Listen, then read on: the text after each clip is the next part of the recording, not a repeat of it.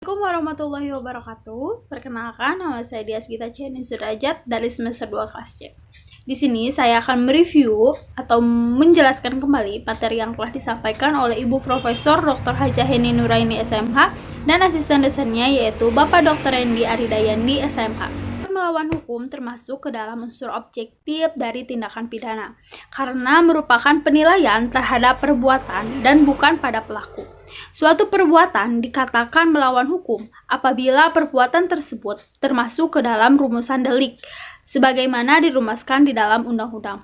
Perbuatan yang memenuhi rumusan dalam undang-undang tersebut tidak termasuk bersifat melawan hukum, sebab mungkin ada hal yang dapat menghilang sifat melawan hukumnya perbuatan tersebut. Contohnya di negara Belanda dalam Aris Hograd tanggal 20 Februari 1933 di kota Huizen mengenai dokter hewan. Yang kedua di Indonesia putusan Mari pada Januari 1966 dengan kasus Markus Effendi. Apabila berbicara melawan hukum berarti melawan undang-undang, di mana undang-undang tersebut terdiri dari undang-undang tertulis dan undang-undang tidak tertulis.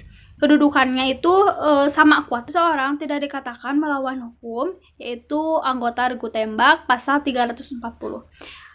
Termasuk ke dalam pembunuhan berencana karena sudah direncanakan, tetapi tidak bisa dimintai pertanggungjawaban sesuai dengan pasal 50 dan 51. Sifat melawan hukum dibagi yang pertama melawan hukum formil, yaitu perbuatan bersifat melawan hukum apabila dirumuskan sebagai tindak pidana dalam undang-undang dan diberikan sanksi. Kemudian sifat melawan hukum dapat dihapus apabila diatur berdasarkan undang-undang.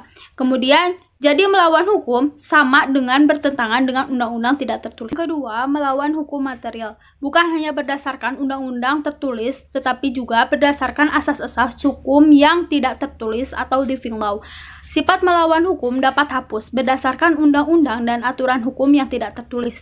Jadi, melawan hukum sama dengan bertentangan dengan undang-undang atau hukum tertulis dan hukum tidak tertulis atau kebiasaan. Maka dapat disimpulkan, sifat melawan hukum dapat hapus dengan adanya alasan pembenar. Yang kedua, menurut sifat melawan hukum formil, alasan pembenar hanya dapat diambil berdasarkan hukum tertulis. Yang ketiga, menurut sifat melawan hukum material, alasan pembenar dapat diambil dari hukum tidak tertulis. Yang keempat, ajaran melawan hukum formil sudah tidak dianut lagi sejak tahun 1963. Yang menentukan adanya alasan pembenar di luar undang-undang adalah hukum apabila yang pertama, terjadinya pertentangan antara hukum tertulis dengan hukum tidak tertulis. Yang kedua, hukum tidak tertulis tersebut harus dipandang adil dan benar oleh seluruh masyarakat umum. Yang ketiga, rasa keadilan harus bersifat umum. Sifat melawan hukum material terdiri dari yang pertama, dalam fungsi negatif, mengakui kemungkinan adanya hal-hal yang ada diatur dalam undang-undang untuk menghapus sifat melawan hukumnya perbuatan yang mengenai rumusan undang-undang. Yang kedua, dalam fungsi positif, menganggap suatu perbuatan tiap sebagai tindakan pidana walaupun tindak nyata diancam dengan pidana dalam undang-undang. Jadi, mengakui adanya hukuman tidak tertulis sebagai sumber hukum positif. Sistem hukum pidana di Indonesia menganut ajaran melawan hukum material dalam fungsi yang negatif.